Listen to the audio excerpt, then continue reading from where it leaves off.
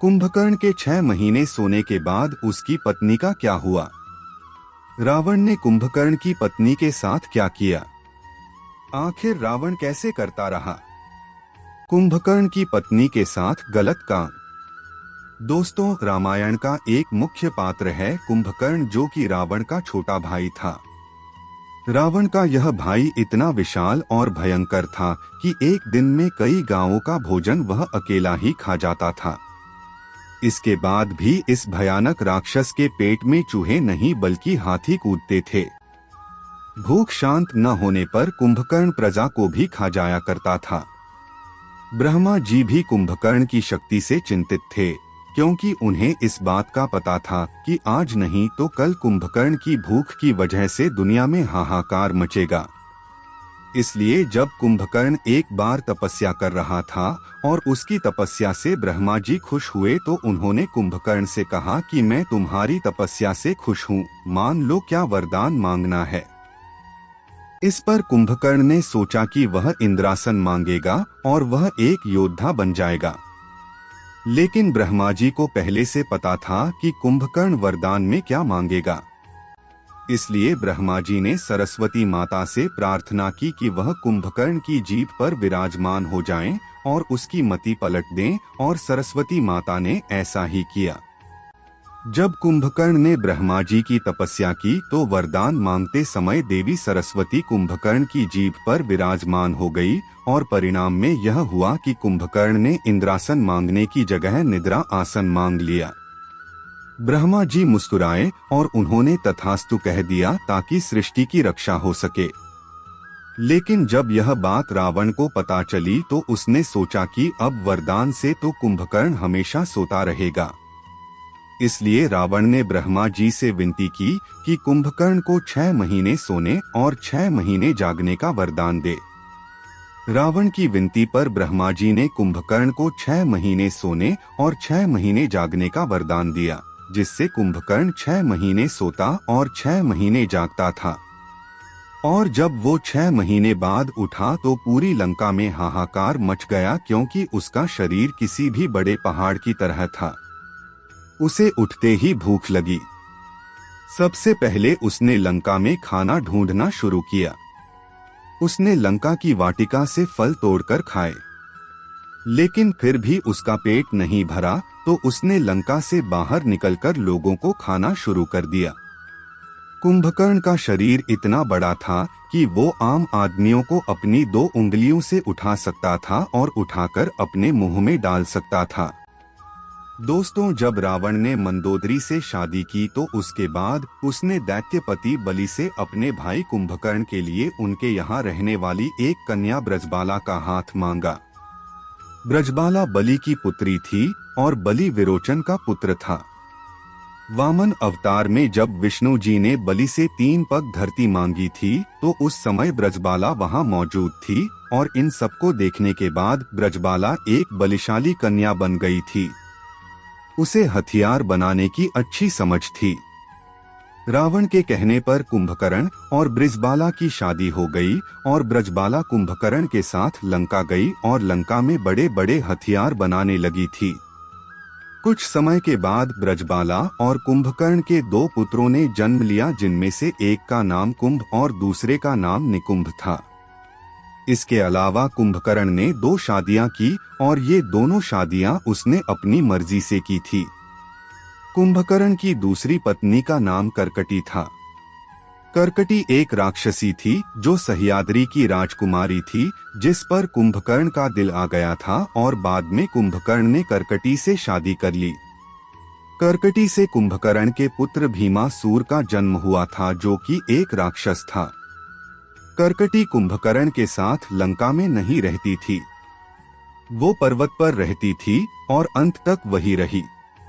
दोस्तों, कुंभकर्ण का तीसरा विवाह कुंवरपुर के महोदर नामक राजा की कन्या से हुआ था, जो बाद में लंका में ही रहने लगी थी।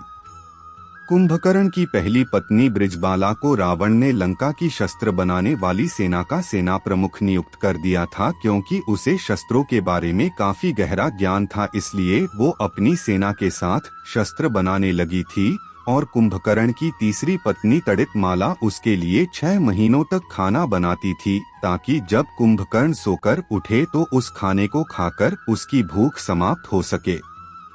दोस्तों, रावण और कुंभकर्ण हमेशा से राक्षस नहीं थे, बल्कि एक श्राप के मुताबिक वो राक्षस बने।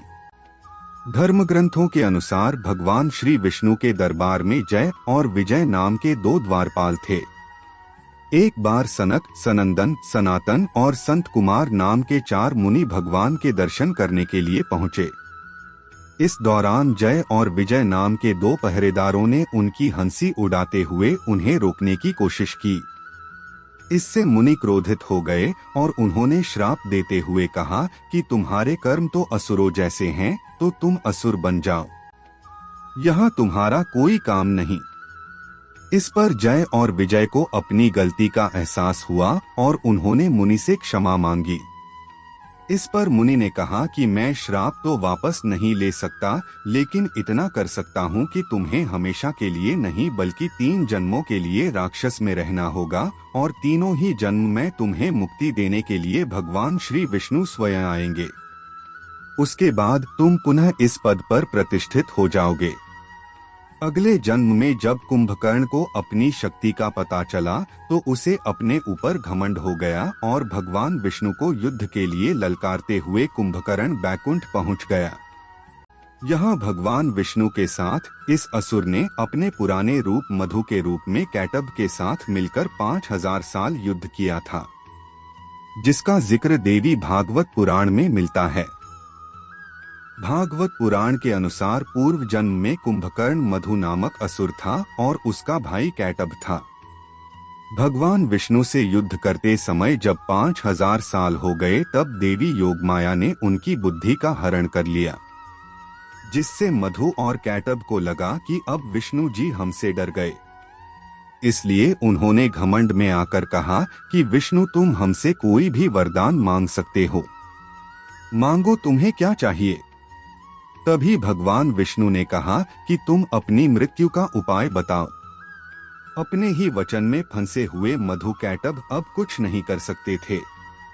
तभी उन्होंने बताया कि उनकी मृत्यु केवल भगवान की जंघा पर हो सकती है। यह सुनते ही भगवान ने अपने शरीर का विस्तार करना शुरू कर दिया और अपनी जंघा में फंसाकर दोनों का सर सुदर्शन चक्र द्वारा धड़ से अलग कर दिया। लेकिन राक्षस योनि में जन्म लेने की वजह से मधु कैटभ का जन्म फिर से हो गया। तभी कैटभ ने भगवान से प्रार्थना की, प्रभु अब हम इस राक्षस योनि से मुक्त होना चाहते हैं। इस पर विष्णु जी ने मुस्कुराकर कहा कि अभी इसमें और समय है। तब कैटभ ने पूछा कि भगवान आप हमें किस रूप में मिलेंगे, हमें कुछ तो बताइए। तब विष्णु जी ने कहा कि त्रेता युग में मैं एक असहाय राजा रहूंगा, क्योंकि अपनी पत्नी को ढूंढते हुए तुम्हारे राज्य के समीप आऊंगा। तुम अपने राज्य और अपने बड़े भाई की आज्ञा का पालन करते हुए मुझसे युद्ध करोगे और मेरे हाथों ही तुम मारे जाओगे। इतना कहकर विष्णु जी अंतर्ध्यान हो गए। दोस्तों, कुंभकर्ण को कुंभकर्ण बनने का वरदान विष्णु जी ने उसको उसके पिछले जन्म में ही दे दिया था। त्रेता युग के समय रामायण में भी कुंभकर्ण के पूर्वजन्म का उल्लेख मिलता है। असल में ऋषि के श्राप के अनुसार कुंभकर्ण जंगल में भटक रहा था। उसी समय वहां पर विष्णु जी के रूप में एक चरवाहा आया, जिसकी कुंभकर्ण से लड़ाई होने लगी। कुंभकर्ण इतना बलशाली था कि विष्णु जी से हार मानने का नाम ही नहीं ले रहा था और कुंभकर्ण ने विष्णु जी से एक लंबा युद्ध किया। जब विष्णु जी ने देखा कि कुंभकर्ण हार नहीं मान रहा, तभी विष्णु जी ने असली रूप में आकर अचानक उसका हाथ पकड़ लिया, जिसे देखकर कुंभकर्ण ने उनसे कहा कि भगवान आपने कहा था कि आप ही इस राक्षस योनि से मुझे मुक्त करेंगे, इसलिए मैं आपको ढूंढते हुए जंगल में भटक रहा हूँ।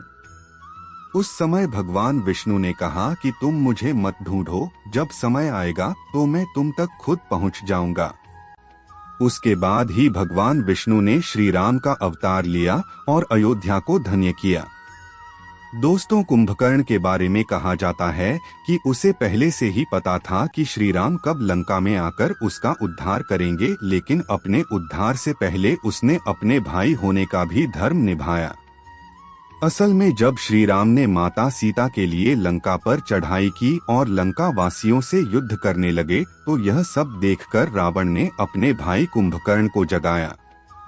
बड़ी मुश्किल से कुंभकर्ण के जागने के बाद रावण ने पूरी बात कुंभकर्ण को बताई। तभी कुंभकर्ण ने रावण को समझाते हुए कहा कि आपके पास 5 कन्याओं में पूजित दुनिया की सबसे सुंदर कन्या मंदोदरी है। इसके बाद भी आप जंगल में भटकते हुए एक स्त्री का हरण करके अपने राज्य ले आए और उसे अपनी पत्नी बनाना चाहते हैं। अभी भी समय है, आप प्रभु श्री राम से माफी मांग लो। उनका दिल बहुत बड़ा है, वो आपको माफ कर देंगे। इस पर रावण कुंभकर्ण पर भड़क उठा और गुस्सा करने लगा। बदले में कुंभकर्ण ने रावण से कहा कि मैं तो आपको समझा रहा था, लेकिन कोई बात नहीं। एक छोटे भाई का धर्म है कि वह बड़े भाई की आज्ञा का पालन करे। आप जैसा बोलेंगे मैं वैसा ही करूंगा, चाहे इसके लिए मुझे अपनी जान ही क्यों न देनी पड़े। और यह बोलकर कुंभकर्ण अगले दिन रणभूमि में कूद पड़ा। रणभूमि में पहुंचते ही कुंभकर्ण ने वहां पर हाहाकार मचा दिया। उसने राम जी की सेना को तितर बितर कर दिया था। न जाने कितनी ही बानर मार दिए। जब यह सब राम जी ने देखा तो उन्होंने कुंभकर्ण की तरफ अपना धनुष बाण किया और अपने बाण से उसका उद्धार कर दिया। कुंभकर्ण के मरने के बाद रावण दुखी था, क्योंकि उसने अपना भाई खोया था। लेकिन रावण से ज्यादा दुखी कुंभकर्ण की पत्नियां और तड़ित बाला थी। लेकिन उसकी ये दोनों ही पत्नियां युद्ध में मारी गई थी, क्योंकि ब्रजबाला और तड़ित बाला दोनों ने ही श्री राम से प्रार्थना की थी कि उन्हें भी इस राक्षस योनि से मुक्ति मिल जाए, और राम जी ने बाद में ऐसा ही किया। दोस्तों, कुछ पुराणों और कुछ ऋषियों की माने तो जब राम जी ने कुंभकर्ण का वध किया तो उसके बाद कुंभकर्ण को राक्षस योनि से मुक्ति मिल गई और वह वापस विष्णु जी के द्वारपाल विजय बन गया।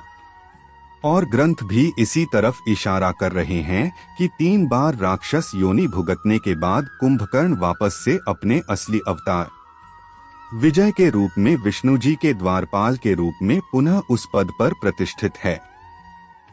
साथ ही उसका भाई रावण भी अपने वास्तविक जय के रूप में आकर बैकुंठ का द्वारपाल बन गया। तो दोस्तों, कैसी लगी आपको कुंभकर्ण की अनसुनी जानकारी? नीचे कमेंट करके जरूर बताएं। जाने से पहले वीडियो को लाइक जरूर करें। ऐसी ही और वीडियोस के लिए चैनल को सब्सक्राइब